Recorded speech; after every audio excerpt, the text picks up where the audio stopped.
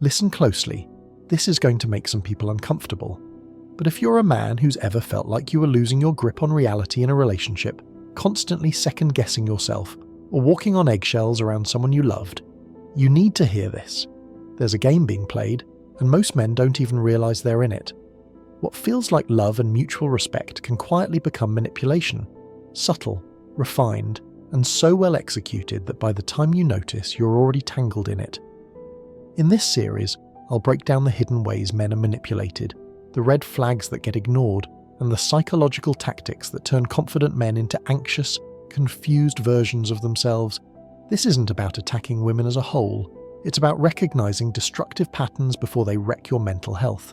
Because the most dangerous manipulators don't look like villains, they look safe, familiar, even perfect. Let's start with the foundation of all female manipulation tactics: emotional leverage. This is the master key that unlocks every other manipulation strategy. Women are naturally more emotionally expressive than men, and skilled manipulators weaponize this biological difference to their advantage. Here's how it works. She creates an emotional crisis, makes you responsible for fixing it, and then uses your desire to help as a control mechanism. You think you're being a good partner by managing her emotions. In reality, you're being trained like a dog to respond to her emotional commands. I counseled a client named Marcus who described his relationship perfectly. Every time I wanted to do something for myself, she'd have a breakdown. I'd want to go out with my friends, and suddenly she'd start crying about feeling abandoned. I'd want to save money for something I wanted, and she'd have an anxiety attack about our future together. I spent 3 years managing her emotions instead of living my life. Marcus thought he was being supportive. What he was actually doing was enabling emotional manipulation. Every time he changed his behavior to soothe her manufactured distress, he was teaching her that emotional manipulation works. She learned that tears equal control and anxiety equals compliance. The genius of emotional leverage is that it makes you feel like the hero while you're actually becoming the victim. You think you're saving her from her emotions, but she's using those emotions to save herself from your independence. The more you rescue her from feelings she's creating, the more dependent she becomes on controlling your behavior. Now let's talk about guilt programming. This is where emotional leverage gets systematic. Guilt programming is the process of making you feel responsible for things that aren't your fault, aren't your responsibility, or are completely outside your control. It starts small. You work late because you have a deadline, and she makes a comment about how you never prioritize her. You want to hang out with your family, and she mentions how her family never gets to see you. You buy lunch for yourself, and she sighs about how nice it must be to have money to waste. Each comment seems harmless in isolation, but they're building a foundation. She's establishing that your choices affect her happiness, that your independence causes her pain, and that being a good partner means constantly considering her feelings before making any decision. The pattern escalates over time. Soon you're not just hearing about how your actions affect her. You're hearing about how your actions affect her sleep, her work performance, her relationship with her friends, her self-esteem, her mental health, her entire life. You become responsible not just for her happiness, but for her entire emotional ecosystem. I remember working with a guy named David who told me he couldn't buy a coffee without feeling guilty. She'd made so many comments about money, about priorities, about what good partners do that he'd internalized her voice. Even when she wasn't there, he could hear her criticism. That's when you know guilt programming has worked. When you start policing yourself according to her standards. The third manipulation tactic is reality distortion. This is advanced level manipulation that requires time, patience, and careful planning. Reality distortion is the systematic alteration of facts, events, and conversations to make you question your own memory and judgment. It begins with small disagreements about things that don't really matter. She'll insist you said something you didn't say, or claim something happened that didn't happen. When you correct her, she doesn't get angry. She gets confused, maybe a little hurt. You said you'd pick up milk on Tuesday, but you clearly said Wednesday. You told her you loved her dress, but she remembers you saying it was okay. Most men let these slide because they seem insignificant. Big mistake. She's not confused about these details. She's testing your boundaries. She's seeing how much reality you'll let her alter before you push back. And if you don't push back on the small stuff, she knows she can graduate to bigger distortions. Soon, entire conversations get rewritten. Arguments that you clearly remember having one way get retold completely differently. Plans you made get forgotten or remembered incorrectly, always in ways that benefit her narrative. Your emotional reactions get redefined. You weren't frustrated, you were abusive. You weren't setting boundaries, you were being controlling. The most insidious part of reality distortion is how it makes you dependent on her version of events. When someone consistently challenges your memory and perception, you start doubting yourself. Maybe you did say that. Maybe you are remembering wrong. Maybe your perspective isn't reliable. This is exactly what she wants. Once you start doubting your own reality, she becomes the authority on what's true and what's false. She becomes the narrator of your relationship, and you become a character in her story instead of the author of your own. Let's move on to social isolation disguised as intimacy. This manipulation tactic is particularly dangerous because it feels like love. She wants to spend all her time with you. She wants to be your best friend, your confidant, your everything. Who wouldn't want that kind of devotion? But here's what's really happening. She's systematically removing every other source of perspective, support, and validation from your life. She's creating a world where she's your only reality check, your only emotional support, your only social connection.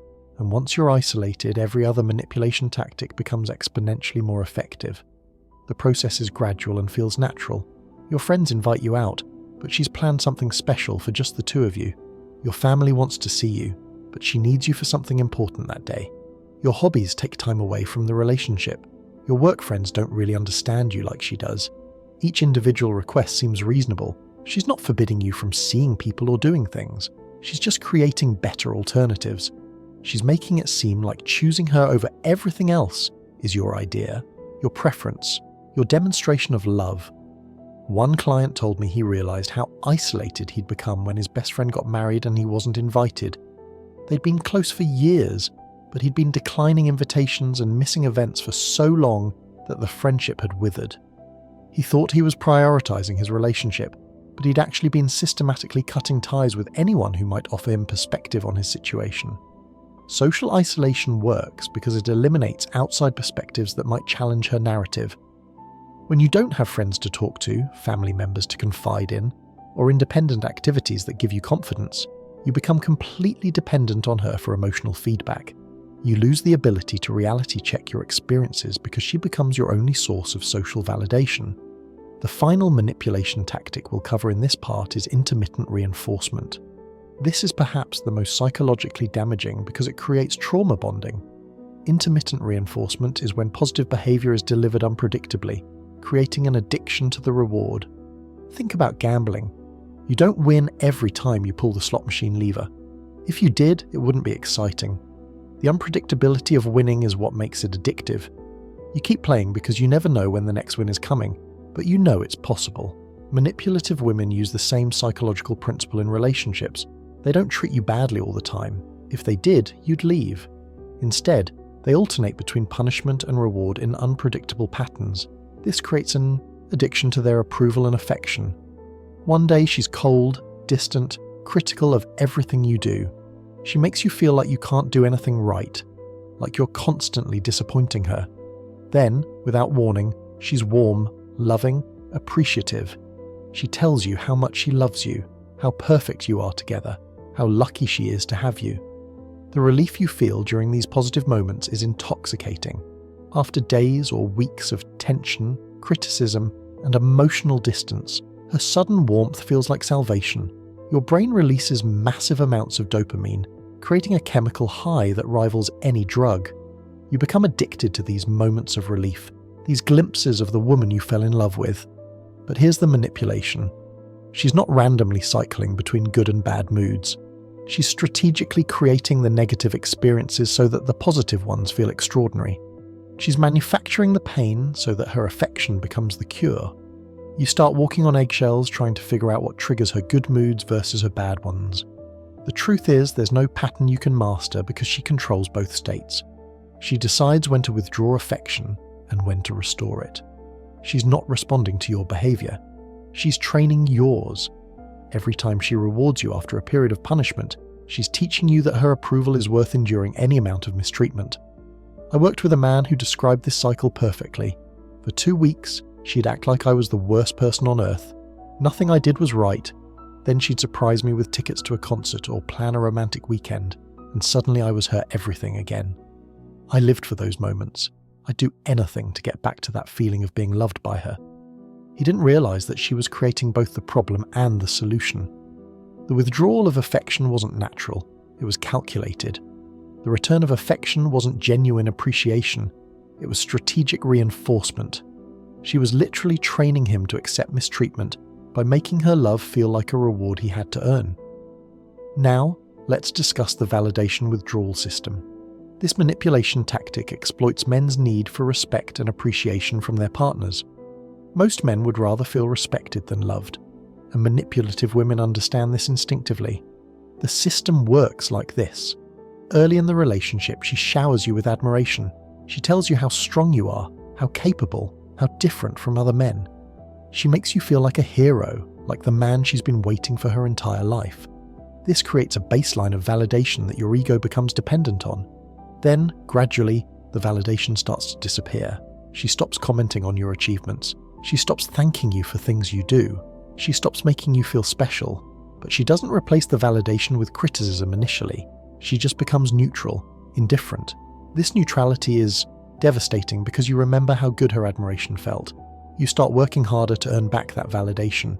You do more around the house, buy her more gifts, try to be more attentive, but the validation doesn't return.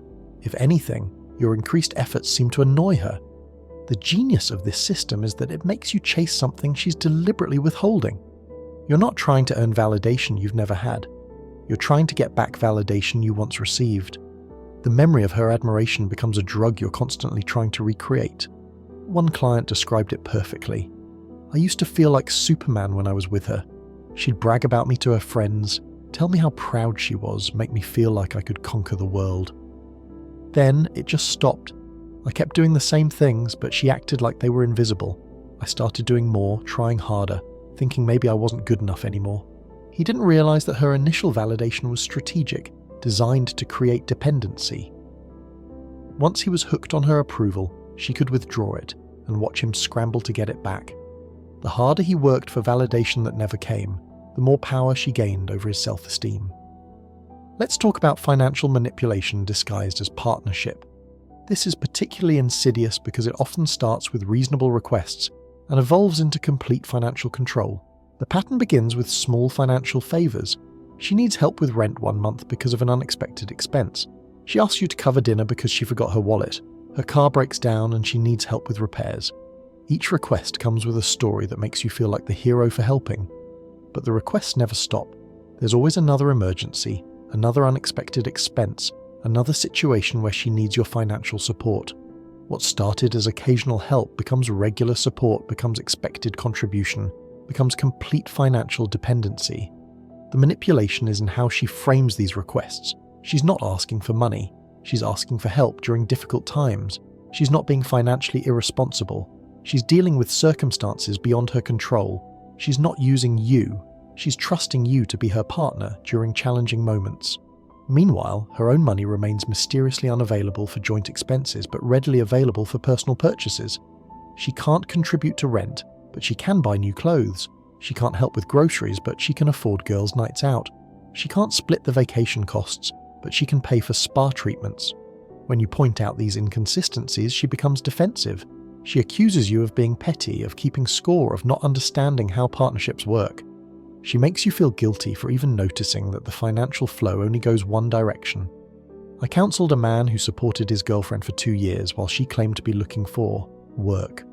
She had elaborate stories about interviews that didn't pan out, jobs that weren't quite right, opportunities that fell through at the last minute. Meanwhile, she maintained an active social life, regularly bought new things, and somehow always had money for personal expenses. When he finally demanded to see her bank statements, he discovered she'd been working part-time and hiding the income. She wasn't unemployed. She was strategically dependent, allowing him to support her lifestyle while she saved her own money for personal use. The final manipulation tactic we'll cover is the comparison game. This psychological warfare uses other people as weapons to make you feel inadequate, insecure, and desperate to prove your worth. The comparison starts subtly. She mentions how romantic her friend's boyfriend is, how successful her sister's husband is, how attentive her co-worker's partner is. These comments seem like innocent observations, but they're actually strategic strikes against your confidence. Each comparison carries an implied criticism. When she talks about how her friend's boyfriend surprises her with flowers every week, she's telling you that you're not romantic enough. When she mentions how her sister's husband bought her a new car, she's telling you that you're not successful enough. When she describes how attentive her co-worker's partner is, she's telling you that you're not caring enough. The comparisons expand beyond romantic partners. She starts comparing you to male celebrities, social media influencers, characters in movies and books. The standards become increasingly unrealistic, but the message remains the same. You're not enough compared to what's available. This creates a constant state of inadequacy, where you're always trying to measure up to an ever-changing standard. You start monitoring her social media to see what kinds of men she's looking at. You pay attention to which actors she finds attractive, which success stories she shares, which lifestyle content she engages with. You become obsessed with being better than the men she seems to admire, not realizing that the game is rigged. She's not actually comparing you to these other men because she wants you to be like them. She's using these comparisons to keep you insecure, competitive, and constantly working to prove your worth. The psychological impact of these manipulation tactics compounds over time. What starts as occasional confusion becomes chronic self-doubt. What begins as wanting to be a good partner becomes losing yourself entirely. What feels like love becomes a prison of anxiety and dependence. If you recognize these patterns in your relationship, you're not crazy. You're not imagining things. You're not being too sensitive or overthinking. You're experiencing systematic psychological manipulation designed to make you question your own reality. The confusion you feel isn't weakness. It's the natural response of a healthy mind being subjected to deliberate distortion. These manipulation tactics work because they exploit fundamental human needs: the need for love, validation, connection, and purpose. There's nothing wrong with wanting these things from your partner. What's wrong is when someone uses your basic human needs as weapons against you. The first step to breaking free is recognition. Now that you know what these tactics look like, you'll start seeing them everywhere, in your relationship, in your friends' relationships, in the stories people tell about their partners. This awareness is your shield against future manipulation. Remember, a woman who truly loves you will never need to manipulate you. She won't need to distort reality, isolate you from support systems, or use your emotions against you. Real love builds you up. It doesn't tear you down to maintain control. Trust your instincts. If something feels wrong, it probably is. Your mind is designed to detect threats to your well-being. Don't let anyone convince you to ignore those warnings.